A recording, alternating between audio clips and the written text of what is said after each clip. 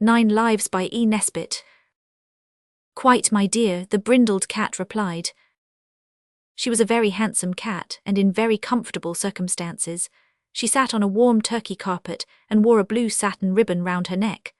I am in the 9th life myself, she said. Have you lived all your lives here? Oh dear, no. Were you here, the white kitten asked in a sleepy voice, when the turkey carpet was born? Rover says it is only a few months old. No, said the mother, I was not. Indeed, it was partly the softness of that carpet that made me come and live here. Where did you live before? The black kitten said. A dreamy look came into the brindled cat's eyes.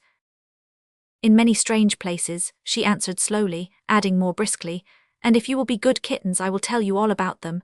Goldie, come down from that stool and sit down like a good kitten. Sweep, leave off sharpening your claws on the furniture, that always ends in trouble and punishment. Snowball, you're asleep again. Oh well, if you'd rather sleep than hear a story. Snowball shook herself awake, and the others sat down close to their mother with their tails arranged neatly beside them, and waited for the story. I was born, said the brindled cat, in a barn. What is a barn? Asked the black kitten. A barn is like a house, but there is only one room and no carpets, only straw. I should like that, said the yellow kitten, who often played among the straw in the big barks which brought groceries from the stores. I liked it well enough when I was your age, said the mother indulgently, but a barn is not at all a genteel place to be born in. My mother had had a little unpleasantness with the family she lived with, and of course she was too proud to stay on after that, and so she left them and went to live in the barn. It wasn't at all the sort of life she had been accustomed to. What was the unpleasantness? Sweep asked. Well, it was about some cream which the woman of the house wanted for her tea. She should have said so. Of course my mother would not have taken it if she had had any idea that anyone else wanted it. She was always most unselfish.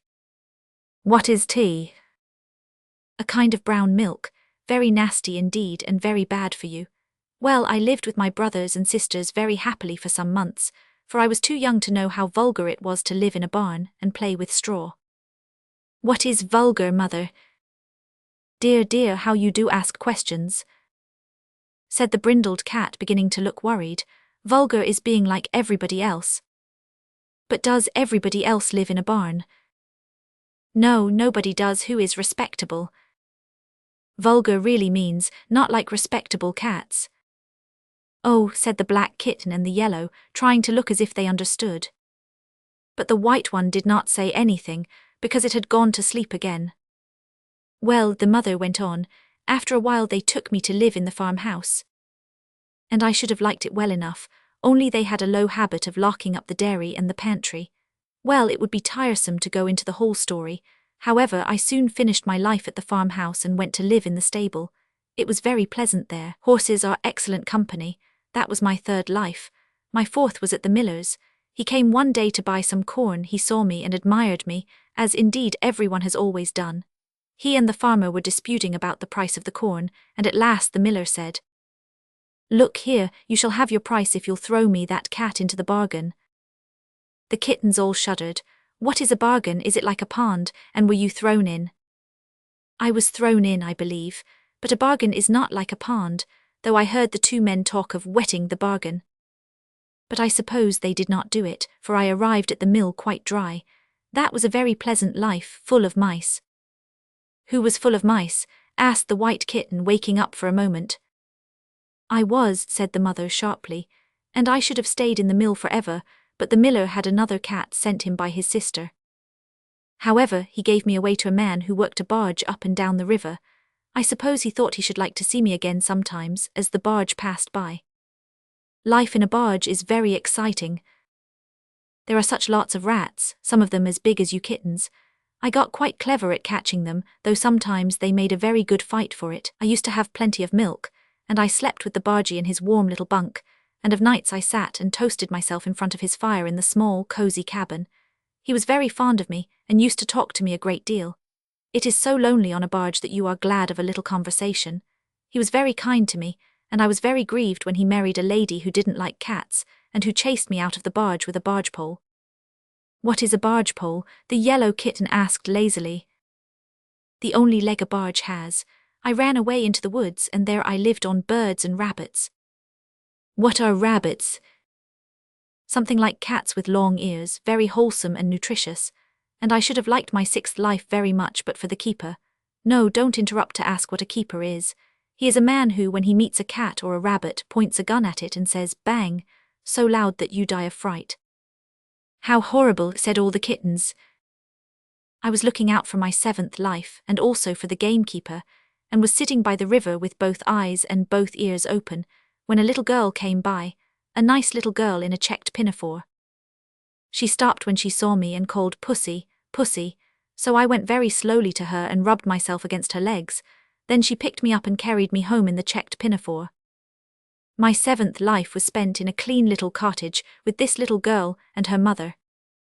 She was very fond of me, and I was as fond of her as a cat can be of a human being. Of course, we are never so unreasonably fond of them as they are of us. Why not? Asked the yellow kitten, who was young and affectionate.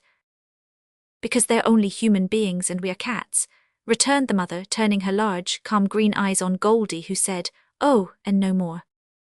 Well, what happened then? Asked the black kitten, catching its mother's eye.